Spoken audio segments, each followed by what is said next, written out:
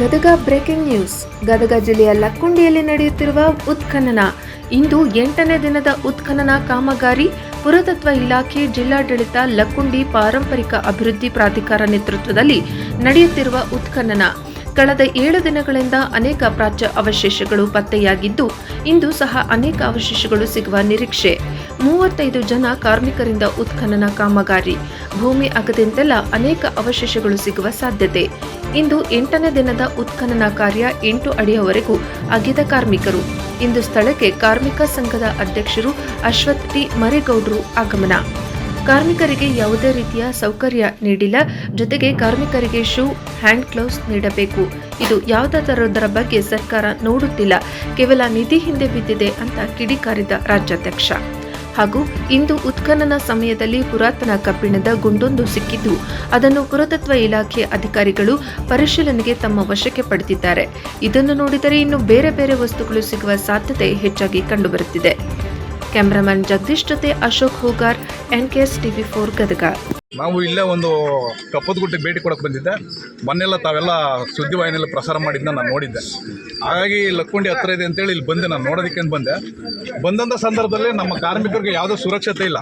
ಕೆಳಗಡೆ ನಾನು ಹೇಳೋದೇನೆಂದರೆ, ಯಾವ್ದಾರ ಒಂದು ವಿದ್ಯುತ್ ತಂತಿ ಹೋಗಿರುತ್ತೆ, ಬೇರೆ ಏನೋ ಇರ್ತವೆ, ಅಥವಾ ಗ್ಲಾಸಿನ ಚೂರು ಇರ್ತವೆ.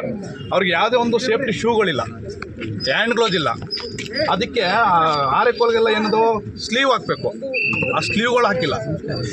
ಮತ್ತೆ ಅವ್ರಿಗೆ ಇಲ್ಲಿ ಯಾರು ನೇಮಕಾತಿ ಮಾಡ್ಕೊಂಡ್ರೆ ಅಂತ ಗೊತ್ತಿಲ್ಲ. ನಾಳೆ ದಿನಕ್ಕೆ ಏನಾದರೂ ಸಂಬಳ ಸಿಕ್ಕಿಲ್ಲ, ನಾವು ಯಾರನ್ನು ಕೇಳಬೇಕು? ಇವ್ರ ಪಾಡಿಗೆ ಇವ್ರು ಬರ್ತಾರೆ, ಅಗಿಸ್ಕೊಂತಾರೆ. ಅವ್ರು ನಾಳೆ ದಿನ ಸಂಬಳ ಸಿಕ್ಕಿಲ್ಲ ಅಂದ್ರೆ ಅವ್ರು ಎಲ್ಲೋಗಿ ಕೇಳಬೇಕು? ಇದಕ್ಕೆ ಗುತ್ತಿಗೆದಾರ ಯಾರು, ಮೇಸ್ತ್ರಿ ಯಾರು? ಆ ಗುತ್ತಿಗೆದಾರಿಗೆ ಏನಾದರೂ ಟೆಂಡರ್ ಆಗಿದೆಯಾ?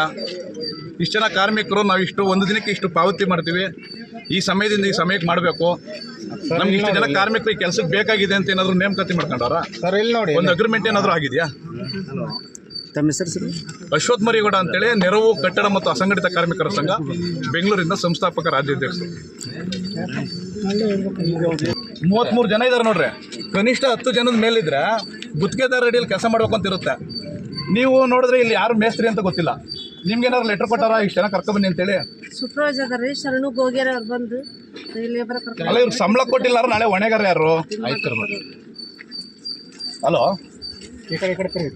ಅಶ್ವಥ್ ಮರಿಗೌಡ ಅಂತೇಳಿ, ನೆರವು ಕಟ್ಟಡ ಕಾರ್ಮಿಕ ಸಂಘದ ರಾಜ್ಯಾಧ್ಯಕ್ಷರು ಮಾತಾಡೋದು. ಹಾಂ, ಅಲ್ಲ, ಇಲ್ಲಿ ಸ್ಥಳಕ್ಕೆ ನಾನು ಬಂದಿದ್ದೀನಿ, ಸುಮ್ಮನೆ ಹಾಗೆ ನೋಡೋಣ ಅಂತ ಬಂದೆ. ನಮ್ಮ ಸುದ್ದಿವಾಹಿನಿಲೆಲ್ಲ ಪ್ರಸಾರ ಆಗಿದ್ದು. ಇಲ್ಲಿ ಬಂದರೆ ಕಾರ್ಮಿಕರಿಗೆ ಯಾವುದೇ ಸುರಕ್ಷತೆ ಇಲ್ಲ, ಯಾವ ನೇಮಕಾತಿ ಅಡಿಯಲ್ಲಿ ಅವ್ರನ್ನ ನೇಮಕ ಮಾಡ್ಕೊಂಡಿದ್ದೀರಾ ಅಂತೇಳಿ. ಅದಕ್ಕೇನಾದರೂ ಇದಾಗಿದೆಯಾ, ಅಗ್ರಿಮೆಂಟ್ ಆಗಿದೆಯಾ, ಒಪ್ಪಂದ ಕರಾರು ಪತ್ರ ಆಗಿದೆಯಾ? ಇದು ಗುತ್ತಿಗೆದಾರ ಯಾರು? ನೇರವಾಗಿ ಏನು ನೇಮಕಾತಿ? ಹೆಂಗೆ ನಾಳೆ ದಿನ ನಮ್ಮ ಕಾರ್ಮಿಕರಿಗೆ ಸಂಬಳ ಕೊಟ್ಟಿಲ್ಲ ಯಾರನ್ನು ಕೇಳ್ಬೇಕು ನಾವು? ಅದಕ್ಕೆ ಏನು ಅನುಸರಿಸಿದ್ದೀರಾ? ನಿಮ್ಮ ಹತ್ರ ಏನು ದಾಖಲಾತಿ ಇದೆ? ಇಲ್ಲಿ ಸರ್, ಯಾರ್ಯಾರು ಕಾರ್ಮಿಕರು ಕೆಲಸ ಮಾಡ್ತಾರೆ ಅಂತ ಏನು ದಾಖಲಾತಿ ಇದೆ ನಿಮ್ಮ ಹತ್ರ ಕೊಡಿ. ಸ್ಪೀಕರ್ ಹಾಕಿ ಸರ್. ನಾಳೆ ದಿನ ಇಲ್ಲಿ ಏನಾದರೂ ಹೆಚ್ಚು ಕಮ್ಮಿ ಬಂತು, ಸ್ಪೀಕರ್ ಹಾಕ್ರೆ. ಸ್ಪೀಕರ್ ಬೇಕು ಮತ್ತೆ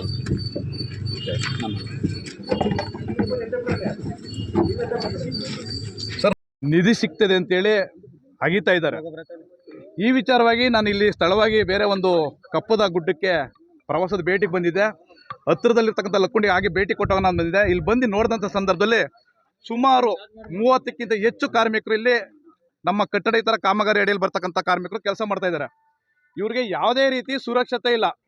ಉದಾಹರಣೆಗೆ, ಕೆಳಗಡೆ ಯಾವುದಾದ್ರೂ ವಿದ್ಯುತ್ ತಂತಿ ಏನಾದರೂ ಹೋಗಿದ್ರೆ, ಅದೇನಾದರೂ ಡ್ಯಾಮೇಜ್ ಆದಾಗ ಅವ್ರ ಪ್ರಾಣಕ್ಕೆ ಹಾನಿಯಾಗೋ ಸಾಧ್ಯತೆ ಇರುತ್ತೆ. ಅವ್ರಿಗೆ ಇರ್ತಕ್ಕಂಥ ಹಾರೆಕೋಲ್ಗಾಗಲಿ, ಸ್ಲೀವ್ ಆಗಲಿ, ಅಥವಾ ಸೇಫ್ಟಿ ಶೂ ಆಗಲಿ, ಯಾವ್ದಾರ ಕೆಳಗಡೆ ಕಬ್ಬಿಣದ ರಾಡೋ ಅಥವಾ ಗ್ಲಾಸ್ಗಳು ಇರ್ಬೋದು, ಕಾಲಿಗೆ ಚುಚ್ಚಿ ಅವ್ರಿಗೆ ಅನಾಹುತ ಆಗ್ಬೋದು. ಈ ರೀತಿಯಲ್ಲಿ ಸುರಕ್ಷತೆಯನ್ನು ವಹಿಸಬೇಕಾಗಿತ್ತು. ಒಂದು.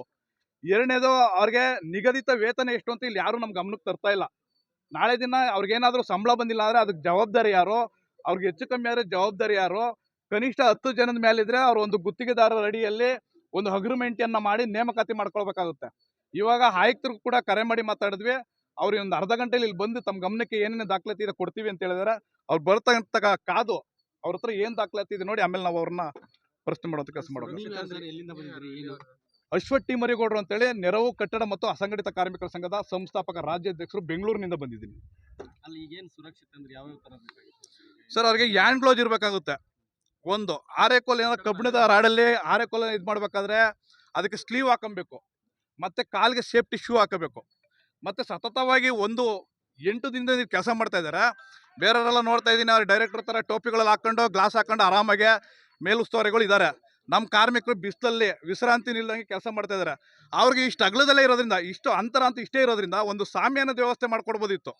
ಆದರೂ ಕೂಡ ಗಮನ ಕೊಟ್ಟಿಲ್ಲ. ಅವ್ರು ಕೇವಲ ಸರ್ಕಾರ ಒಂದು ನಿಧಿ ಕಡೆ ಗಮನ ಕೊಡ್ತಾ ಇದೆ ಅಂತ ನನ್ನ ಮೇಲ್ನೋಟಕ್ಕೆ ಕಾಣಿಸ್ತಾ ಇದೆ ಸರ್.